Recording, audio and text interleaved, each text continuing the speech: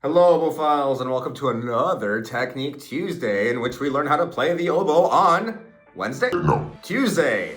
So I wanted to redo this topic because I made a video about flutter tonguing a long time ago, and I don't think it's that good. So I'm gonna talk about flutter tonguing today. There's two ways to do it. Let's get into it.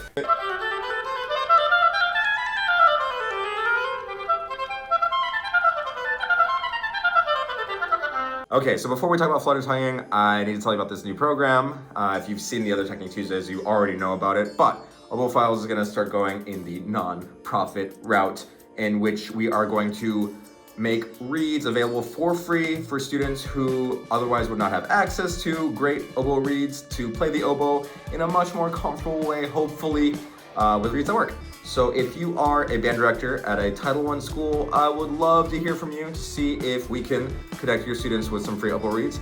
If you are an oboe read maker who would love to have a source of income and know that your reads are going to students that would love to play the oboe and gain access to this extremely classist field, let's just say it is what it is, that would be awesome. Reach out to me. And hopefully my website will be built out pretty soon, if not already, to make that a lot easier to do. Okay, so what were we talking about? We're talking about flutter tonguing today. Okay, so there's two ways to do flutter tonguing. The first way is the roll your R method. I'm gonna help you out with this because I do feel like most people can do this even though they don't think they can. And of course, there's the growl method. So this way is a little softer, a little less aggressive. And again, I feel like everyone can do this even if it may not be easy at first. Okay, so contrary to popular belief, I know people who cannot roll their R's, arriba, but can still flutter tonguing using the rolling your R method. It's curious, I know, it's weird. Your brain and body are interesting miracles of the universe. So how to practice this? Okay, so first you need to get a really steady airstream on the reed. I forgot to say, this will only work on a reed that's easy to blow through. If your reed is not easy to blow through and you feel like you're killing yourself to play the oboe, stop and go to obophiles.com and order yourself a reed. It's awesome. It'll make your oboe life a little easier. But assuming your reed can blow easily,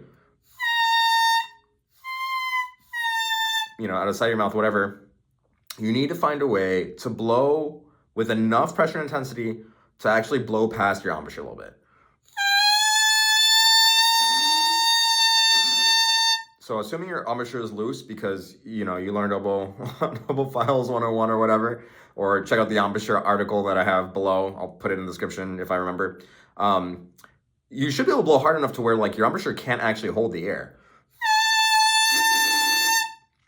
You need that level of intensity. Okay, so when that happens, you're gonna bounce your tongue off the roof of your mouth, riding on that airstream.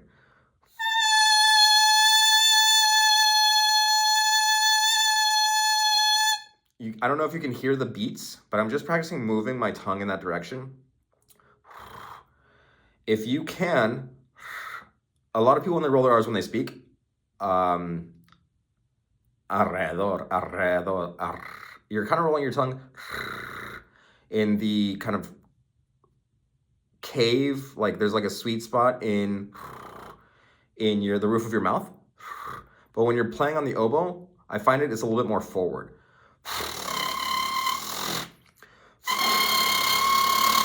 And it's gonna create a lot of noise and extra vibration. My vision actually gets blurry just from the raucous movement of it, which is probably not good for your retina and compensatory muscles, but be careful.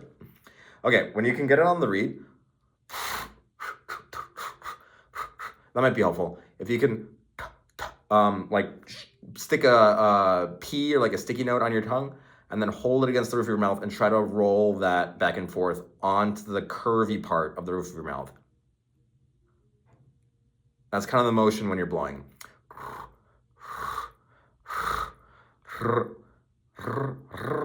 Is different than I almost feel like it's getting my cheeks too. Anyway, when you've got that down, it's gonna take forever if you cannot do it. Be patient with yourself. Try it on the reed. And eventually your mouth will kind of come around to get the wind into the reed.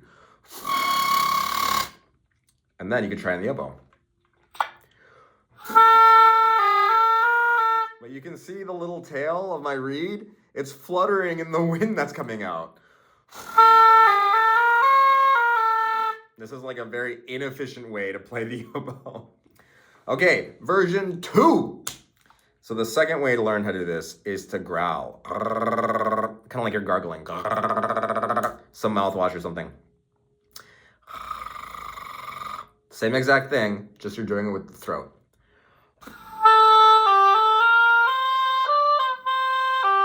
I'll play on the reed so you can hear that. This is intermediary step.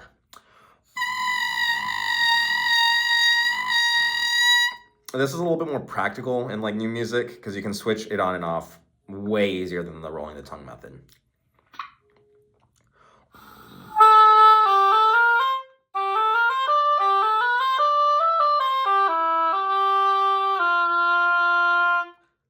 Okay, anyway, I hope that helps. Have fun. Go be sheep or something in the effects is usually how they want it, or if it's like aggressive or as something, you'll be fine. Be patient with yourself. This might take a year. Come back to this video regularly to check in with yourself. Use the sound to guide you. You may just want to like go to the clips of me playing it so you can copy it. But no matter what you do, play beautifully.